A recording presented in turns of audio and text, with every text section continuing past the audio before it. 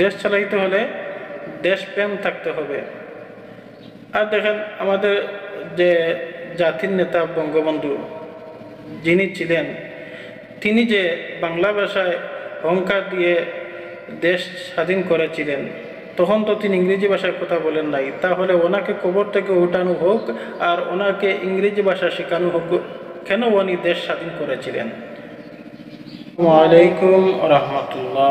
প্রিয় দেশবাসী, বর্তমান অন্তর্বর্তীকালীন সরকারের উপদেষ্টা আসিফ নাহিদ সামাজিক যোগাযোগতার মাধ্যমে এই নিউজটি খুবই ভাইরাল হয়েছে যে ওরা ইংরেজিতে কথা বলতে পারে না বিদেশির সাথে। তো অনেকেই বলতেছে যে বিশ্ববিদ্যালয় কলেজের ছাত্র হয়ে ওরা ইংরেজি কথা বলতে পারে না, এটা জাতির কাছে খুবই লজ্জাজনক বিষয়।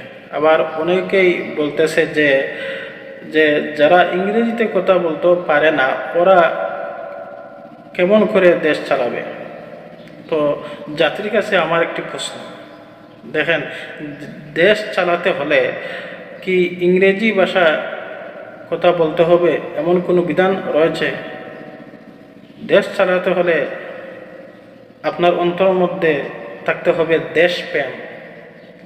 আর যেই দেশের ভাষা, আপনি আমি বাঙালি, অবশ্যই আমরা বাংলা ভাষায় আমরা কথা বলবো। তো আসিফ নাহিদ এরা তো ভুল কিছু করে নাই, ওরা নিজের দেশের ভাষায় নিজেরাই কথা বলেছে। আর সব থেকে মূল কথা হচ্ছে যে দেখেন, দেশ চালাতে হলে যে ইংরেজি ভাষার কথা বলতে হবে এমন কোন বিধান হয়েছে?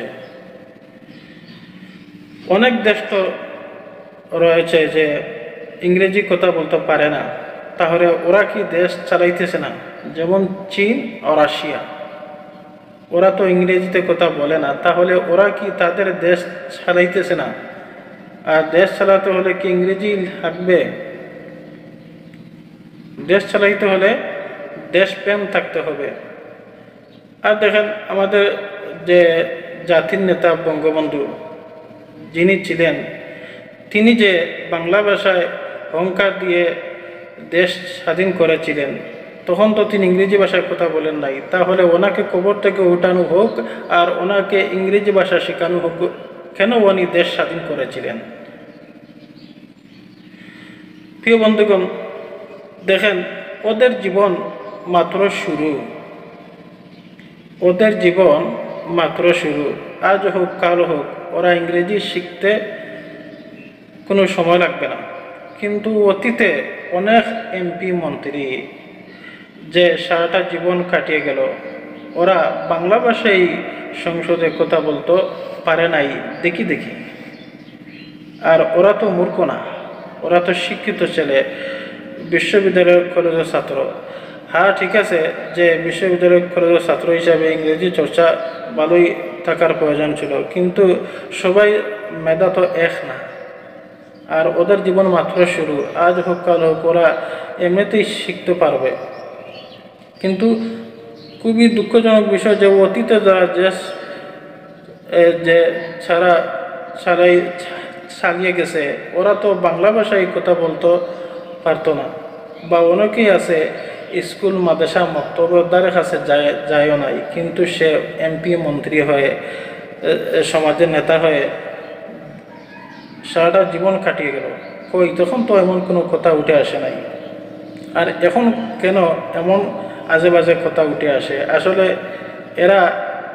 এরা আসলে আওয়ামী লীগের সন্ত্রাসী ছাড়া আর কেউ এমন কোনো কথা বলবে করি আমার মনে হয় না। আর দেখেন, সবচাইতে মূল বিষয় হচ্ছে যেই ভাষা আর যেটা দুনিয়াতে কবরে হাসরে আপনার প্রয়োজন, কই এটা নিয়ে তো তেমন কোনো কথা হয় না। যে আমি একজন মুসলমান, আর মুসলমান হয়ে যদি কোরআন আমরা পড়তে না পারি, তাহলে জাতির কাছে এটা খুবই লজ্জাজনক। এমন কথা তো কেউ বলে না।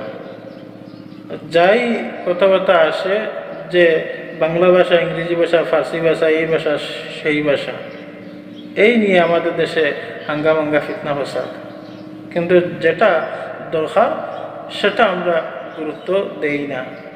আর দেখেন উপদেষ্টা আসিফ নাহিদ, এরা বাংলাদেশের মানুষ, বাংলায় কথা বলেছে, কিন্তু তো আমার কাছে কোনো শরমের কোনো বিষয় না। আপনি যদি বাইরে রাষ্ট্রে যান তাহলে ওদের দেশের ভাষায় কথা বলতে হয়।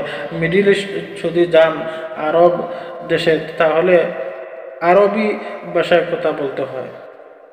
তাহলে আমি সবাই বাংলাদেশের মানুষ বাংলা ভাষায় কথা বলেছে, এখানে শরমের কি আছে?